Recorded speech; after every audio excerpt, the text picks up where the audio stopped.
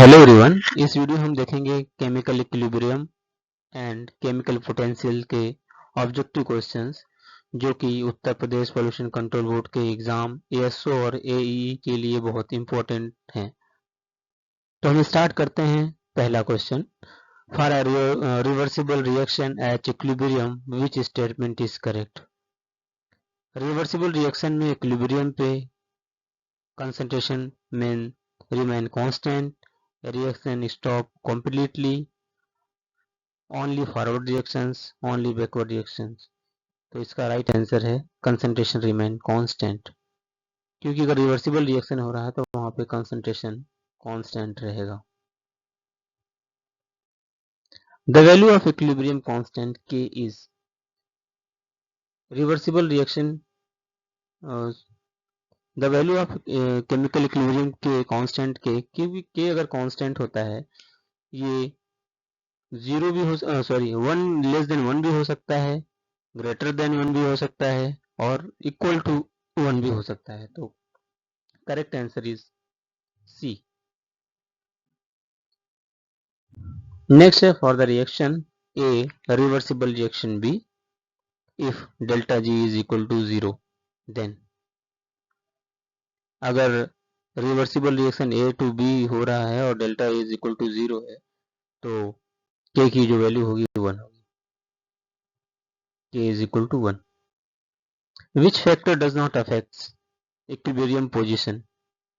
कौन सा ऐसा फैक्टर्स है जो इक्विलिब्रियम पोजीशन को अफेक्ट नहीं करता। प्रेशर भी करता है, टेम्परेचर भी करता है, कंसंट्रेशन भी करता है, लेकिन कैटलिस्ट है जो कि इक्विलिब्रियम की जो रिएक्शन की गति को इंक्रीज और कम कर सकता है, लेकिन उसके फैक्टर को, इसको अफेक्ट्स को, पोजीशंस को अफेक्ट नहीं करता है।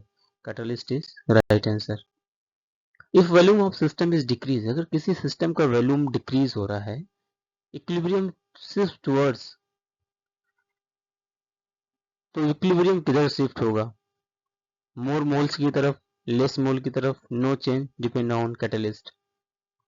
If volume of system is decrease, क्योंकि सिस्टम का वॉल्यूम डिक्रीज हो रहा है तो इक्विलिब्रियम किधर शिफ्ट होगा, जिधर लेस मोल होगा।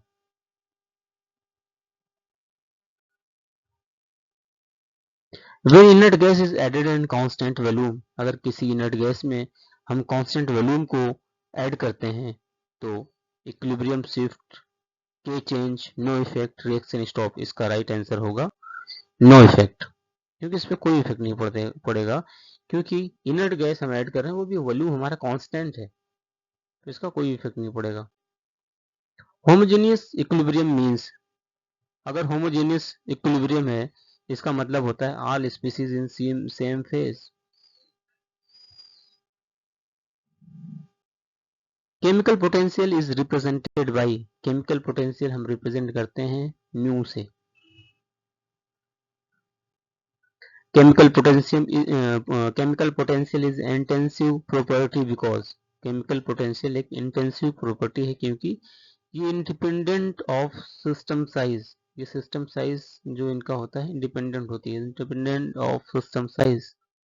At equilibrium in multi component system, multi component system के इक्विलिब्रियम में क्या होता है, mu is equal to each component, जो हमारा म्यू होता है वो ईच कंपोनेंट के बराबर होता है, क्योंकि ये जब मल्टी कंपोनेंट है तो म्यू को हर एक कंपोनेंट के बराबर कर देते हैं, तभी तो रिवर्सिबल रिएक्शन चलेगा। For ideal solution chemical potential depend on, तो केमिकल पोटेंशियल जो होता है आइडियल सोल्यूशन में मोल फ्रैक्शन पे डिपेंड करता है। Increase in temperature generally cause, अगर टेम्परेचर इंक्रीज हो रहा है तो म्यू जो होता है वो डिक्रीज हो जाता है, म्यू की वैल्यू होती है डिक्रीज हो जाती है। Relation between delta G and reaction quotient, अगर हम रिलेशन डेल्टा जी और रिएक्शन कोशेंट की बात करें तो इसका रिलेशन होता है delta G is equal to R T L N Q, ये फॉर्मूला बन जाता है। एट इक्विलिब्रियम, इक्विलिब्रियम पे जो क्यू होता है वो इज इक्वल टू होता है के कांस्टेंट के।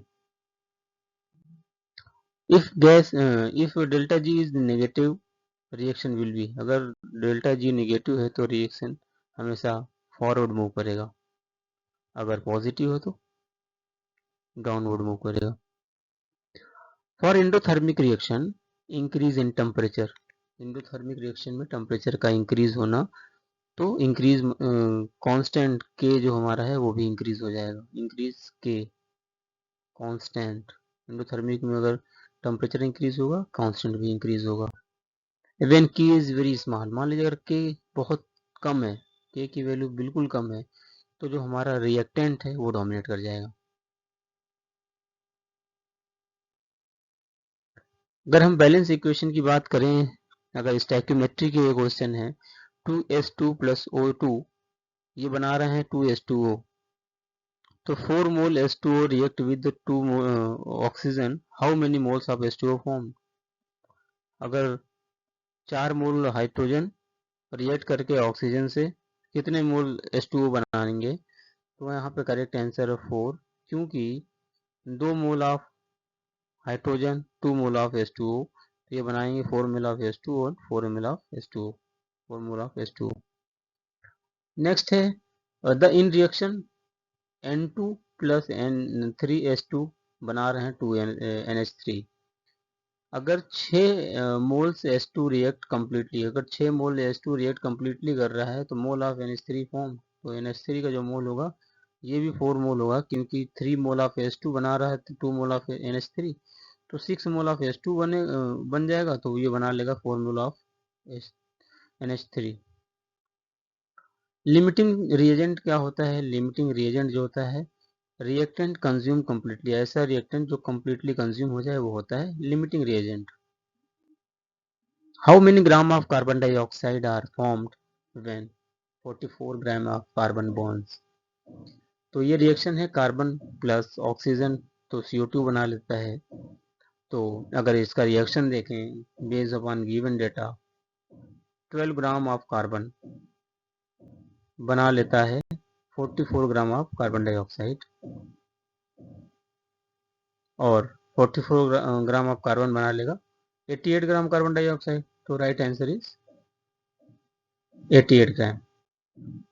If 2 mole of calcium carbonate decompose, अगर 2 मोल कैल्शियम कार्बोनेट है वो डिकम्पोज हो जाता है ये रिएक्शन के थ्रू, कैल्शियम कार्बोनेट CO बनाता है, कार्बन डाइऑक्साइड बनाता है, तो हमें पता करना mole of carbon dioxide form, carbon dioxide के कितने मोल्स बनेंगे, तो राइट आंसर इसका 2 मोल बनेंगे।